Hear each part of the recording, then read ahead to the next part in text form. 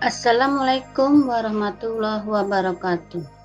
Hai anak-anak pintar semuanya, apa kabarnya hari ini? Alhamdulillah, luar biasa. Allahu Akbar. Jangan lupa anak-anak untuk berdoa sebelum belajar. Hari ini kita akan belajar tema 3, peduli terhadap makhluk hidup. Subtema kedua, pembelajaran keempat dan 5.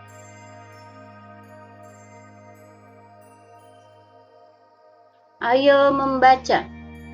Harimau masuk desa, warga cemas. Beberapa minggu belakangan ini, warga desa Badung hidup dalam kecemasan. Hal ini terjadi karena beberapa kali terlihat beberapa ekor harimau masuk ke area pemukiman warga. Desa Badung memang terletak tak jauh dari hutan. Harimau-harimau tersebut memang belum mengganggu warga. Mereka hanya berkeliaran, seperti sedang mencari makan. Warga desa Badung berupaya mengamankan ternak peliharaan mereka. Ketika malam tiba, warga pun bergantian melakukan ronda untuk menjaga agar harimau-harimau tersebut tidak mengganggu. Sesungguhnya, apa yang terjadi pada warga sudah terlebih dahulu dirasakan oleh harimau-harimau penghuni hutan tersebut. Warga memang sering masuk ke hutan dan melakukan penebangan hutan untuk memperluas ladang kopi mereka. Tentu saja, hal ini mengakibatkan habitat hewan hutan semakin sempit. Hak hidup hewan yang menjadi penghuni hutan terganggu. Pepohonan yang menjadi sumber makanan hewan-hewan kecil dirusak. Akibatnya, hewan-hewan kecil tersebut mencari makan di pemukiman penduduk atau ke tempat lain. Hewan besar seperti harimau yang memangsa hewan kecil pun kehilangan haknya untuk mencari makan di habitatnya sendiri.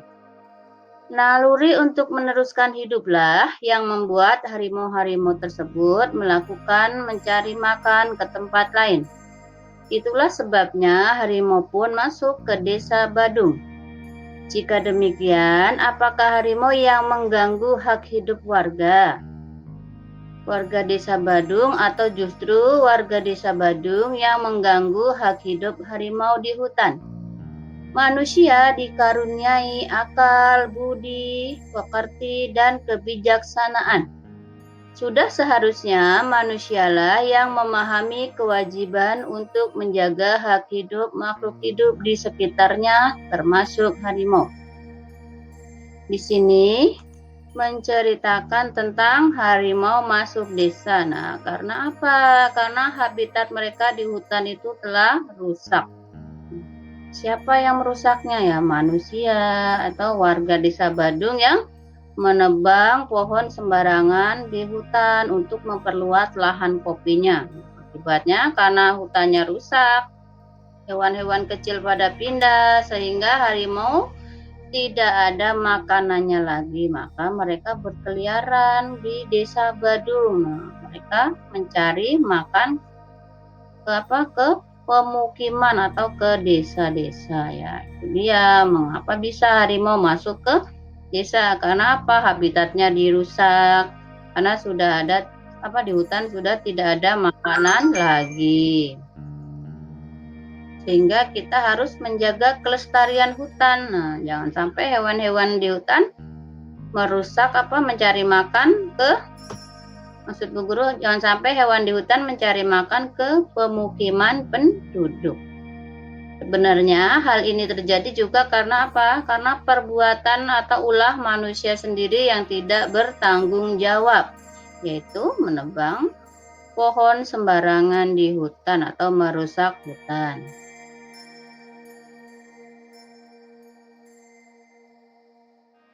Ayo mengamati, kita perhatikan di sini ada ayam, ya, bebek, kucing, dan ikan. Tuhan menciptakan hewan dengan bentuk dan jenis berbeda-beda. Setiap jenis hewan memiliki tempat hidup dengan karakteristik masing-masing. Tempat hidup tergantung kepada ciri-ciri khusus yang dimiliki hewan tersebut. Nah,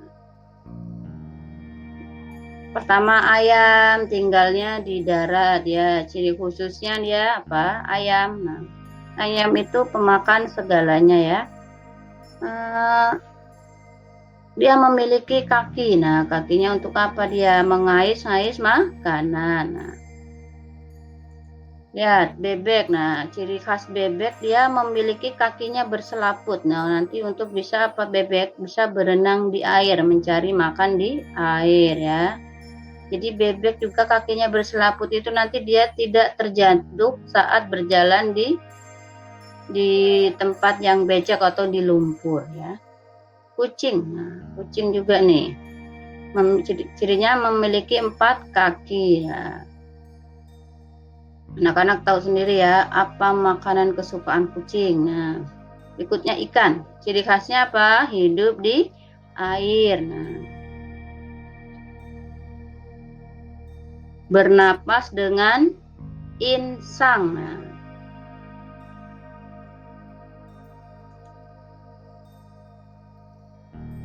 cicak.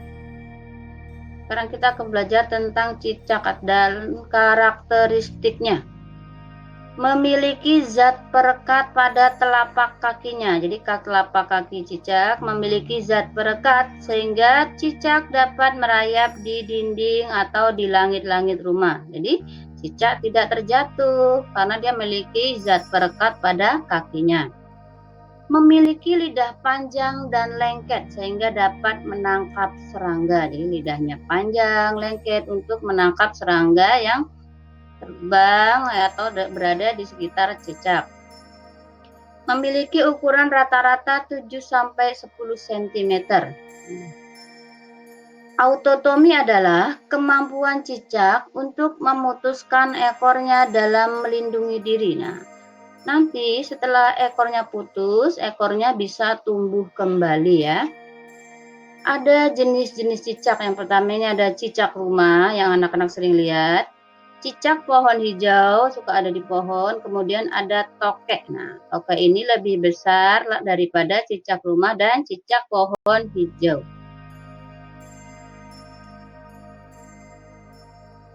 Kelelawar. Hidup di tempat gelap, atap rumah, pohon, dan gua-gua. Mengeluarkan suara dengan frekuensi tinggi. Memiliki pendengaran yang baik dan peka menerima bunyi pantulan. Ekolokasi adalah kemampuan yang dimiliki kelelawar untuk mengetahui arah terbang dengan menggunakan pantulan bunyi. Nah, itu sebabnya kenapa kelelawar walaupun terbang di tempat gelap, dia tidak menabrak benda-benda karena dia memiliki kemampuan ekolokasi, yaitu kemampuan untuk memantulkan bunyi ya. Hewan nokturnal adalah hewan yang aktif di malam hari. Jadi keluarnya itu malam-malam, yaitu kelelawar contohnya.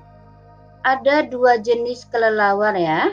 Ada kelelawar pemakan buah dan kelelawar pemakan serangga.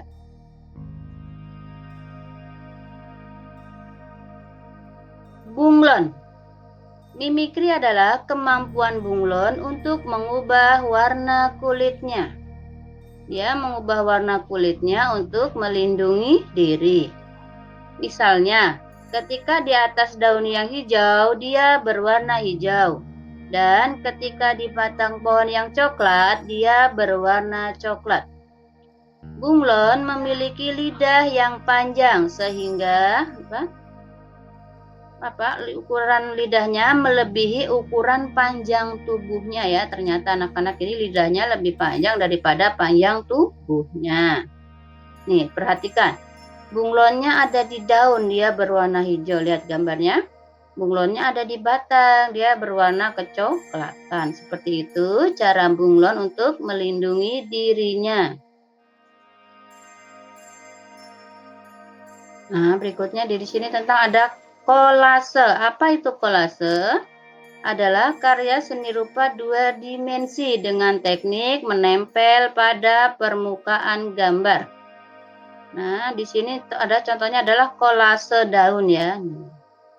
Kolase tidak harus dari daun, bisa juga dari kertas origami ya. Di sini cara atau tahap-tahap langkah-langkah ketika mau membuat karya kolase. Yang pertama, siapkan bahan dulu apa yang mau dibuat, disiapkan. Kemudian membuat sketsa. Sketsa gambar yang disukai. Anak-anak membuat sketsa dulu atau gambarnya. Tahap ketiga adalah menempel bahan kolase, ditempel ya menggunakan lem. Yang keempat, perhatikan ukuran, perpaduan warna ya dan bentuknya. Kemudian pajanglah karya seni yang terakhir ya.